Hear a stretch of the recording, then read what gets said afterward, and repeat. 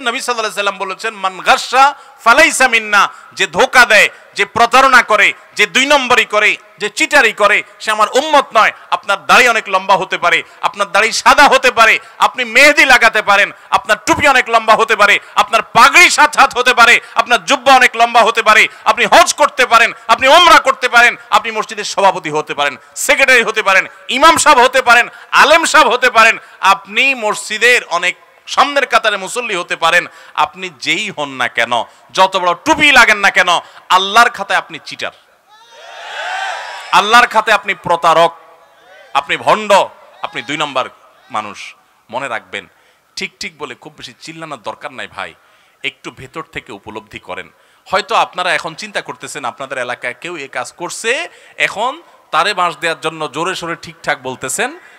এই কথাগুলো হয়তো কারোর উপরে যাচ্ছে, আপনি খুব মজা পাচ্ছেন, এই জন্য একেবারে জোরসে নারায় তাকবীর দিচ্ছেন, জোরসে ঠিক বলতেছেন, হুজুর বাঁশ দিচ্ছে, আমি ঠিক বলে আরেকটা বাঁশ দিয়ে দিলাম। ভাইরা আমার কথা শুনেন, কথা শুনেন, আল্লাহর কসম, এটা মজা নেওয়ার জিনিস না ভাই, সিরিয়াস কথা, সিরিয়াস কথা। হয়তো কেউ করছে, আপনি হয়তো অন্যভাবে করছেন, আপনি ঠিক ঠিক চিল্লায়েন না। ঠিক ঠিক চিল্লানোর চাইতে বড় জিনিস হলো উপলব্ধি করেন, কখনো অসৎ উপায় অবলম্বন করে 1টি টাকাও কামাবেন না।